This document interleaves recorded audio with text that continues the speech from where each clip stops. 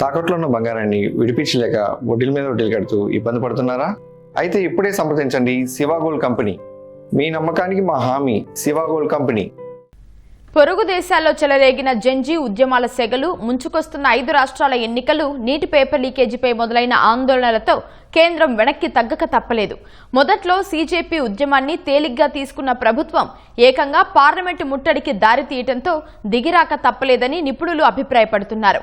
యువత ఆగ్రహం దావానంలా మారక ముందే కేంద్ర విద్యాశాఖ మంత్రి పదవికి ధర్మేంద్ర ప్రధాన్తో రాజీనామా చేయించి మోదీ సర్కార్ నష్ట నివారణ చర్యలు తీసుకున్నట్టు విశ్లేషించారు.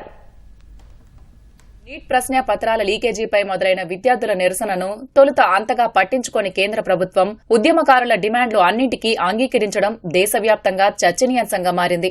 12 ఏళ్ల పాలనలో పలు అంశాలపై దృఢ వైఖరిని ప్రదర్శించిన మోదీ సర్కార్ విద్యార్థుల విషయంలో వెనక్కి తగ్గడానికి గల కారణాలపై నిపుణులు పలు అభిప్రాయాలను వెలిబుచ్చారు. పొరుగు దేశాలైన నేపాల్, బంగ్లాదేశ్, శ్రీలంకలో 4 ఏళ్ల కాలంలో ఉవ్వెత్తున ఎగిసిన జెన్జీ ఉద్యమాలు, వాటి పర్యవసానాలు నేర్పిన పాఠాలే ప్రభుత్వ పెద్దలను దిగివచ్చేలా చేశాయన్న వాదన వినిపిస్తోంది. యువత ఆగ్రహం దావానలంలా మారి దేశమంతా విస్తరించరాదనే ఉద్దేశంతోనే విద్యాశాఖ మంత్రి ధర్మేంద్ర ప్రధాన్తో కేంద్ర ప్రభుత్వం రాజీనామా చేయించి ఉంటుందని విశ్లేషకులు భావిస్తున్నారు. ఇవే కాకుండా పలు అంశాలు సైతం మోదీ సర్కార్ను ఇరకాటంలో నెట్టాయనే అభిప్రాయం కూడా వినిపిస్తోంది. ఎద్దేవాతో పుట్టిన కాక్రోచ్ జనతా పార్టీ యువత ఆంక్షలతో అనుసంధానమై వ్యవస్థల వైఫల్యాన్ని ప్రశ్నించడం నవతరాన్ని ఆకట్టుకుంది. అది రోజురోజుకు విస్తృతమై యువతను ఆకర్షించింది.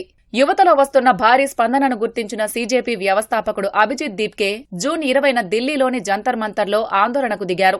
దీనికి దేశవ్యాప్తంగా విద్యార్థి సంఘాలు, ప్రతిపక్షాలు, స్వచ్ఛంద సంస్థలు, ప్రముఖులు మద్దతు పలకడం సీజేపీ ఉద్యమానికి మరింత ధైర్యాన్నిచ్చింది. ఫలితంగా కేంద్ర ప్రభుత్వాన్ని యువత గట్టిగా ప్రశ్నించడం ప్రారంభించింది.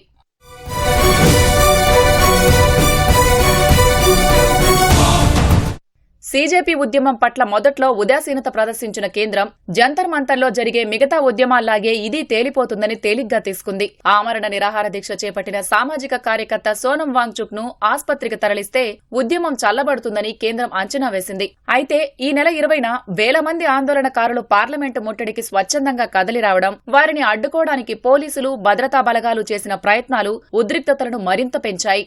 ఈ చర్యలతో దేశవ్యాప్తంగా విద్యార్థుల పట్ల సానుభూతి పెరిగింది. ఇది కేంద్ర ప్రభుత్వాన్ని ఆత్మరక్షణలోకి నెట్టింది. ఆందోళనకారుల అరెస్టుకు జాతీయ భద్రతా చట్టం కింద అనుమతులివ్వడం యువతను మరింత ఆగ్రహానికి గురిచేసింది.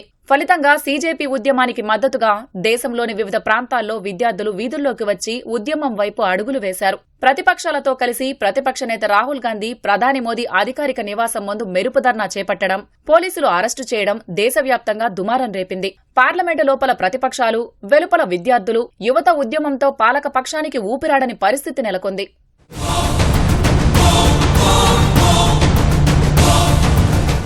ఈ పరిణామాలతో పరిస్థితి తీవ్రతను గమనించిన కేంద్ర ప్రభుత్వ పెద్దలు చకచకా పావులు కదిపారు. ఫాస్ట్ ట్రాక్ కోర్టుల ఏర్పాటును ప్రకటించడంతో పాటు కేబినెట్లోనూ ఆమోదించారు. సోనం వాంగ్చుక్ ఆమరణ దీక్షను విరమింపజేసినా విద్యార్థులు వెనక్కి తగ్గకపోవడం, ప్రజల్లోకి వెళ్లడానికి రాహుల్ గాంధీకి అవకాశం దొరుకుతోందని బీజేపీ అధిష్టానం భావించింది.